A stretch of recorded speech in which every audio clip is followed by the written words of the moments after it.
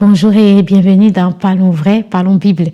Aujourd'hui, c'est la troisième et dernière vidéo sur l'appel de Dieu, lorsque Dieu appelle. Et on est resté dans le récit de Moïse, l'appel de Moïse.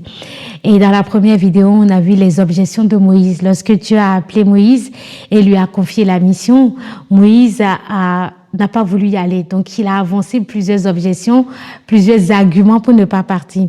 Et on a vu que dans la deuxième vidéo, on a vu comment Dieu a réagi vis-à-vis par rapport aux objections de Moïse.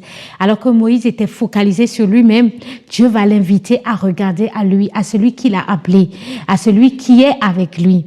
Et dans cette dernière vidéo, on va voir le nom de Dieu. Parce que lorsque Moïse va dire à Dieu, dans sa deuxième objection, on est dans le chapitre 3 et Moïse va dire à Dieu, mais quand je vais partir en Égypte, on va me demander qui m'a envoyé. Qu'est-ce que je dis? Quel est ton nom? Et Dieu va révéler à Moïse son nom. Voici ce que Dieu dit à Moïse. Je suis celui qui suis. Et il ajouta, c'est ainsi que tu répondras aux enfants d'Israël. Celui qui s'appelle Je suis m'a envoyé. Je suis celui qui suis. En hébreu, c'est écrit Iye, Asher, Iye. Et cette phrase est conjuguée à un temps qu'on appelle le iktol. Alors ce temps en hébreu exprime une action qui a commencé dans le passé et qui ne s'est pas encore achevée. Ou alors une action qui a eu lieu dans le passé et qui a appelé à se répéter. On va voir on prend deux exemples pour chaque cas. Alors, une action qui a commencé dans le passé et qui est appelée à durer, qui n'est pas encore terminée. Dans le psaume chapitre 1 au verset 2, en parlant du juste, la Bible va dire que il médite la loi de Dieu nuit et jour. Donc, il l'a fait et il a appelé, il continue de le faire. C'est une action qui a commencé dans le passé, mais qui dure dans le temps. Et on a aussi un autre exemple dans Job chapitre 1 verset 5. La Bible nous explique qu'une fois que les enfants de Job ont fait la fête, Job fait des sacrifices. Et la Bible nous dit que Job répète cette action chaque fois. C'est ainsi que Job faisait à chaque fois. Donc c'est une action qui a été accomplie dans le passé, mais qui est appelée à se répéter. Donc, autrement dit, le iktol exprime une action qui a commencé dans le passé, mais qui n'est pas encore achevée.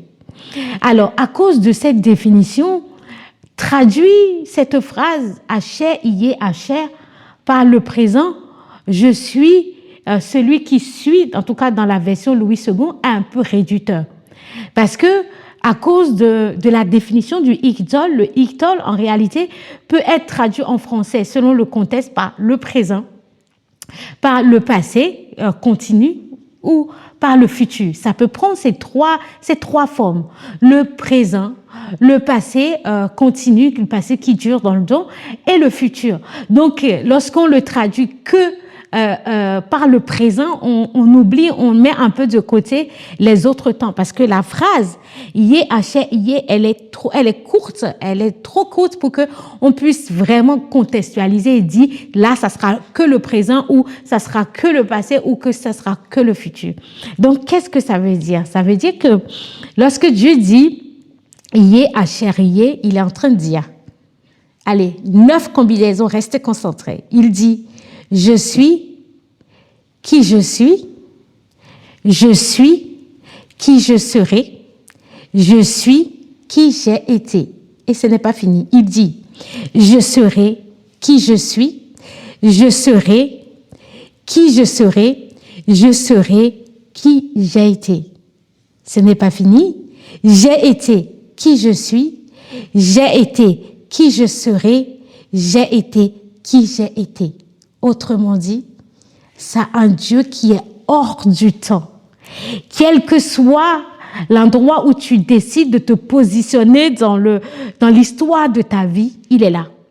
Il est présent, il transcende le temps. Il est présent partout. Il était là hier, il sera là aujourd'hui et il sera là demain. Il ne change pas. Celui qu'il a été dans le passé, il le sera dans le présent et il le sera dans le futur. Sa fidélité dure. Celui qui a été avec Abraham, qui a été avec Isaac, qui a été avec Jacob, c'est celui-là qui sera avec Moïse et c'est celui-là qui sera avec toi. Dieu de tout temps et de toute éternité. Il remplit le temps et l'espace. On ne peut pas le contenir. Le temps ne peut pas le définir. Il est hors du temps et il remplit tout. C'est un nom extraordinaire qu'on ne peut pas, on ne peut même pas le contenir. Et si Moïse avait compris ce nom, je pense il se serait arrêté de parler. Lorsque Dieu lui a dit, je serai avec toi. Et après, il lui dit qui? Il lui révèle son nom, ça aurait dû suffire. Mais Moïse n'a pas compris, alors il a commencé. Mais j'espère que toi qui m'écoutes aujourd'hui, tu as compris. Il est Haché, Yé, Haché. Il est le je suis. Il est de tout temps et de toute éternité. Il existe. Il ne bouge pas. Il ne change pas. Sa fidélité dure à jamais. Alors si je suis t'appelle, tu n'as qu'une chose à dire. Oui, Seigneur. Oui, je te suis. Oui, c'est quoi le plan? Dis-moi ce que je dois faire. Comme Marie qui va dire, comment cela va-t-il se produire? Comment cela va-t-il se passer pour moi? C'est la seule réponse que tu peux donner à Dieu lorsqu'il t'appelle. C'est dire oui. Que Dieu te bénisse.